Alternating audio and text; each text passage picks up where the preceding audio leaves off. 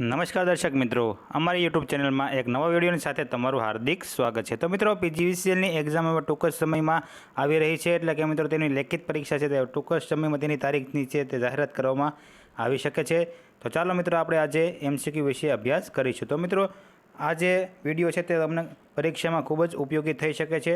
તો મિત્રો, video skip ના કરો અને પૂરેપૂરો જોવો। તો ચાલો મિત્રો, આપણે વિડીયો શરૂ કરીએ। મિત્રો, વિડીયો શરૂ કરતાં પહેલાં તમે હજુ સુધી અમારી ચેનલ સબસ્ક્રાઈબ નથી કરી તો અમારી ચેનલ જરૂરથી સબસ્ક્રાઈબ કરી લો, કારણ કે અમારી ચેનલમાં ઇલેક્ટ્રિકને લગતા હવે ડેલી નવા વિડીયો આવતા રહેશે। તો મિત્રો, ચાલો વિડીયો શરૂ કરીએ। તો મિત્રો, પહેલો પ્રશ્ન છે કે પરમાણુના બંધારણમાં કયા 3 પાર્ટિકલ્સ કણો હોય છે?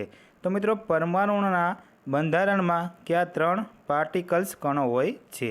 તો મિત્રો, તેમાં આ 4 ઓપ્શન છે। તો તેમાં સાચો જવાબ આવે છે એ, કે પ્રોટોન, ઇલેક્ટ્રોન અને ન્યુટ્રોન।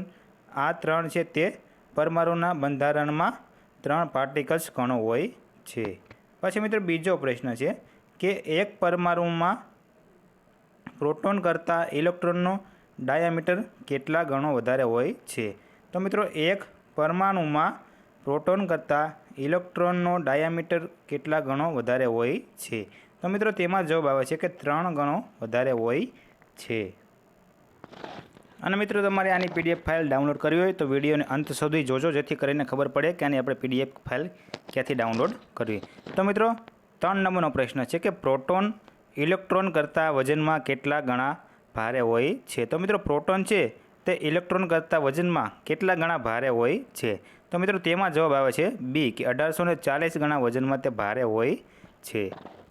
પછી મિત્રો, 4 નંબરનો પ્રશ્ન છે કે પરમાણુમાં વેલેન્સ ઇલેક્ટ્રોન કોને કહે છે? તો મિત્રો, પરમાણુમાં વેલેન્સ ઇલેક્ટ્રોન છે તે સૌથી બહારની કક્ષામાં રહેલા ઇલેક્ટ્રોનની સંખ્યાને વેલેન્સ ઇલેક્ટ્રોન કહેવામાં આવે છે। તો તેમાં જવાબ મિત્રો આપણે સી આવે છે, કે સૌથી બહારની કક્ષામાં રહેલા ઇલેક્ટ્રોનની સંખ્યા।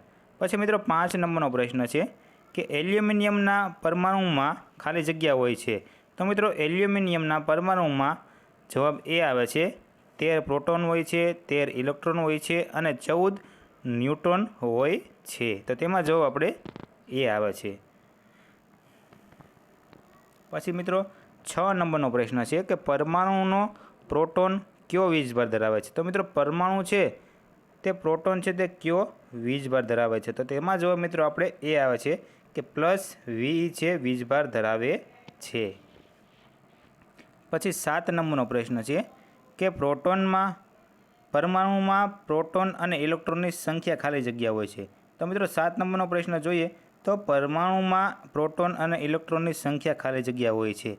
તો તેમાં જવાબ મિત્રો આપણે એ આવે છે કે ઇલેક્ટ્રોનની સંખ્યા છે તે સરખી હોય છે। તો તેમાં જવાબ મિત્રો આપણે એ આવે છે, સરખી। પછી 8 નંબરનો પ્રશ્ન છે કે પરમાણુમાં કયો કણ કોઈ પણ પ્રકારનો ચાર્જ ધરાવતો નથી? તો મિત્રો, પરમાણુમાં એવો કયો કણ છે જે કોઈ પણ પ્રકારનો ચાર્જ ધરાવતો નથી? તો તેમાં જવાબ મિત્રો આપણે બી આવે છે, ન્યુટ્રોન છે તે કોઈ પણ પ્રકારનો ચાર્જ ધરાવતો નથી। તો તેમાં જવાબ આપણે બી આવે છે, ન્યુટ્રોન। પછી મિત્રો, આપણે 9 નંબરનો પ્રશ્ન છે કે પરમાણુનો ઇલેક્ટ્રોન કયો વીજભાર ધરાવે છે? તો મિત્રો, પરમાણુનો ઇલેક્ટ્રોન છે તે -VE વીજભાર ધરાવે છે। તો તેમાં જવાબ મિત્રો આપણે બી આવે છે, -VE। પછી 10 નંબરનો પ્રશ્ન છે કે વાહકમાં વિદ્યુત પ્રવાહનું વહન કયા કણના કારણે થાય છે? તો મિત્રો, વાહકમાં વિદ્યુત પ્રવાહનું વહન છે તે કયા કણના કારણે થાય છે? તો તેમાં જવાબ મિત્રો આપણે એ આવે છે કે ઇલેક્ટ્રોનના કારણે થાય છે। તો તેમાં જવાબ મિત્રો આપણે એ આવે છે, ઇલેક્ટ્રોન। પછી મિત્રો, આપણે 11 નંબરનો પ્રશ્ન છે કે જે તત્વના પરમાણુની બાહ્યતમ કક્ષામાં 1, 2 કે 3 ઇલેક્ટ્રોન હોય તેવા તત્વને વિદ્યુતના ખાલી જગ્યા કહે છે? તો મિત્રો, જે તત્વના પરમાણુની બાહ્યતમ કક્ષામાં 1, 2 કે 3 ઇલેક્ટ્રોન હોય તેવા તત્વને વિદ્યુતના ખાલી જગ્યા કહે છે। તો તેમાં જો મિત્રો આપણે બી આવે છે કે ઇલેક્ટ્રોન તેવા તત્વને વિદ્યુતનું વાહક કહે છે। તો તેમાં જો મિત્રો આપણે બી આવે છે, વાહક। તો મિત્રો તમારે આની પીડીએફ ફાઇલ ડાઉનલોડ કરવી હોય તો અમારા વોટ્સએપ ગ્રુપમાંથી તમે આની પીડીએફ ફાઇલ પણ ડાઉનલોડ કરી શકો છો, જેની લિંક છે તમને ડિસ્ક્રિપ્શનમાંથી મળી રહી છે. પછી મિત્રો 12 નંબરનો પ્રશ્ન છે કે જે તત્વના પરમાણુની બાહ્યતમ કક્ષામાં 5, 6 કે 7 ઇલેક્ટ્રોન હોય તેવા તત્વને વિદ્યુતના ખાલી જગ્યા કહે છે. તો મિત્રો જે તત્વના પરમાણુની બાહ્યતમ કક્ષામાં 5, 6 કે 7 ઇલેક્ટ્રોન હોય તેવા તત્વને વિદ્યુતના અવાહક કહેવામાં આવે છે. તો તેમાં જવાબ મિત્રો આપણે સી આવશે, અવાહક. પછી મિત્રો 13 નંબરનો પ્રશ્ન છે કે જે તત્વના પરમાણુની બાહ્યતમ કક્ષામાં માત્ર 4 ઇલેક્ટ્રોન હોય તેવા તત્વને વિદ્યુતના ખાલી જગ્યા કહે છે. તો મિત્રો જે તત્વના પરમાણુની બાહ્યતમ કક્ષામાં માત્ર 4 ઇલેક્ટ્રોન હોય તેવા તત્વને વિદ્યુતના અર્ધવાહક કહેવામાં આવે છે. તો તેમાં જવાબ મિત્રો આપણે ડી આવશે, અર્ધવાહક. પછી મિત્રો 14 નંબરનો પ્રશ્ન છે કે નીચેનામાંથી કયા મટીરિયલ્સના પરમાણુમાં 4 કરતાં ઓછા ઇલેક્ટ્રોન હોય છે. તો મિત્રો તેમાં જવાબ મિત્રો આપણે ડી આવશે કે 2n વર્ગ છે તેમાં પરમાણુમાં 4 કરતાં ઓછા ઇલેક્ટ્રોન હોય છે. તો તેમાં જવાબ મિત્રો આપણે ડી આવશે, 2n વર્ગ. પછી 15 નંબરનો પ્રશ્ન છે કે વાહકમાં ઇલેક્ટ્રોનને એક જગ્યાએથી બીજી જગ્યાએ ધક્કો મારનાર બળ કાઉન્સમાં ઇલેક્ટ્રિકલ પ્રેશરને ખાલી જગ્યા કહે છે.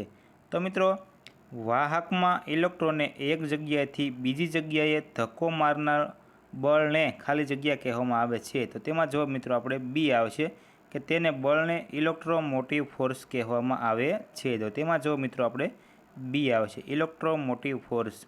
પછી મિત્રો 16 નંબરનો પ્રશ્ન છે કે ઇલેક્ટ્રિકલ પ્રેશરને ખાલી જગ્યા પણ કહેવામાં આવે છે. તો મિત્રો ઇલેક્ટ્રિકલ પ્રેશરને વોલ્ટેજ પણ કહેવામાં આવે છે. તેમાં જવાબ મિત્રો આપણે સી આવે છે, વોલ્ટેજ. પછી મિત્રો 17 નંબરનો પ્રશ્ન છે કે 1 મિલીવોલ્ટ બરાબર ખાલી જગ્યા વોલ્ટ હોય છે. તો મિત્રો 1 મિલીવોલ્ટ બરાબર 1/1000 વોલ્ટ કહેવામાં આવે છે. પછી મિત્રો 18 નંબરનો પ્રશ્ન છે કે 1 મેગાવોલ્ટ બરાબર ખાલી જગ્યા વોલ્ટ.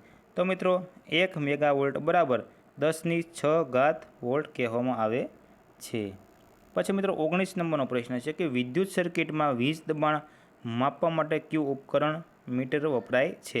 તો મિત્રો વિદ્યુત સર્કિટમાં વીજ દબાણ માપવા માટે વોલ્ટમીટર વાપરવામાં આવે છે. તો તેમાં જવાબ મિત્રો આપણે એ આવશે, વોલ્ટમીટર. પછી મિત્રો 20 નંબરનો પ્રશ્ન છે કે એસઆઈ એકમ પદ્ધતિમાં વીજ પ્રવાહ માપવાનો એકમ કયો છે. તો મિત્રો એસઆઈ એકમ પદ્ધતિમાં વીજ પ્રવાહ માપવાનો એકમ છે તે એમ્પિયર છે. તો તેમાં જવાબ મિત્રો આપણે એ આવે છે, એમ્પિયર. પછી મિત્રો 21 નંબરનો પ્રશ્ન છે કે 1 કિલો એમ્પિયર બરાબર ખાલી જગ્યા એમ્પિયર. તો મિત્રો 1 કિલો એમ્પિયર બરાબર 1000 એમ્પિયર થાય છે. પછી મિત્રો 22 નંબરનો પ્રશ્ન છે કે ઇલેક્ટ્રિસિટીનો જથ્થો જેને ઇલેક્ટ્રિકલ ચાર્જ કહેવામાં આવે છે. તો મિત્રો ઇલેક્ટ્રિસિટીના જથ્થો માપવા માટેનો એકમ કયો છે. તો તેમાં જવાબ મિત્રો આપણે એ આવે છે કે તેનો એકમ છે તે કુલમ છે. પછી 23 નંબરનો પ્રશ્ન છે કે 1 કુલમ વીજભાર એટલે ખાલી જગ્યા. તો મિત્રો 1 કુલમ વીજભાર એટલે જવાબ સી આવે છે, ક્યુ બરાબર I ગુણ્યા ટી. પછી મિત્રો 24 નંબરનો પ્રશ્ન છે કે 1 એમ્પિયર સેકન્ડ એટલે ખાલી જગ્યા. તો મિત્રો 1 એમ્પિયર સેકન્ડ એટલે 1 કુલમ થાય છે. તો તેમાં જવાબ આપણે બી આવે છે. પછી મિત્રો 25 નંબરનો પ્રશ્ન છે કે 1 કુલમ ચાર્જ એટલે કેટલા ઇલેક્ટ્રોનનો ચાર્જ. તો મિત્રો 1 કુલમ ચાર્જ એટલે 6.24 ગુણ્યા 10⁸ ઇલેક્ટ્રોન્સ ચાર્જ થાય છે. તો તેમાં જવાબ મિત્રો આપણે ડી આવશે, 1 કુલમ ચાર્જ એટલે 6.24 ગુણ્યા 10⁸ ઇલેક્ટ્રોન્સ. પછી મિત્રો 26 નંબરનો પ્રશ્ન છે કે રેઝિસ્ટન્સનો એકમ ખાલી જગ્યા છે. તો મિત્રો રેઝિસ્ટન્સનો એકમ છે તે ઓહમ છે. તો તેમાં જવાબ મિત્રો આપણે સી આવે છે. પછી મિત્રો 27 નંબરનો પ્રશ્ન છે કે રેઝિસ્ટન્સ માપવા માટે કયું મીટર વપરાય છે. તો રેઝિસ્ટન્સ માપવા માટે ઓહમ મીટર વાપરવામાં આવે છે.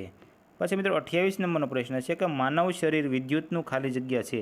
તો મિત્રો માનવ શરીર છે તે વિદ્યુતનું વાહક છે. તેમાં જવાબ આપણે એ આવે છે. પછી 29 નંબરનો પ્રશ્ન છે કે ઇલેક્ટ્રોલાઇટ એ ખાલી જગ્યાનું મિશ્રણ છે.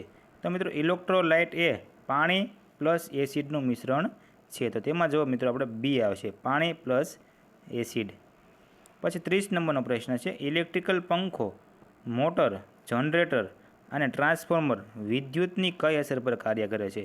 તો મિત્રો ઇલેક્ટ્રિકલ પંખો, મોટર, જનરેટર, ટ્રાન્સફોર્મર આ બધા છે તે વિદ્યુત પ્રવાહની કઈ અસર પર કાર્ય કરે છે? તો તેમાં જવાબ મિત્રો આપણે ડી આવે છે કે તે બધા છે તે ચુંબકીય અસર પર કાર્ય કરે છે. પછી મિત્રો 31 નંબરનો પ્રશ્ન છે કે રેઝિસ્ટન્સ માપવા માટેનો સાધારણ એકમ કયો છે? તો મિત્રો રેઝિસ્ટન્સ માપવા માટેનો સાધારણ એકમ છે તે ઓહમ છે. તો મિત્રો જો તમને અમારો વિડીયો પસંદ આવ્યો હોય તો અમારી ચેનલ જરૂરથી સબસ્ક્રાઈબ કરો અને વિડીયોને લાઇક કરવાનું ભૂલતા નહીં. અને મિત્રો હવે અમારી ચેનલમાં ડેઈલી નવા વિડીયો આવતા રહેશે જેથી કરીને તમને ખૂબ જ પરીક્ષામાં ઉપયોગી થઈ શકે છે. તો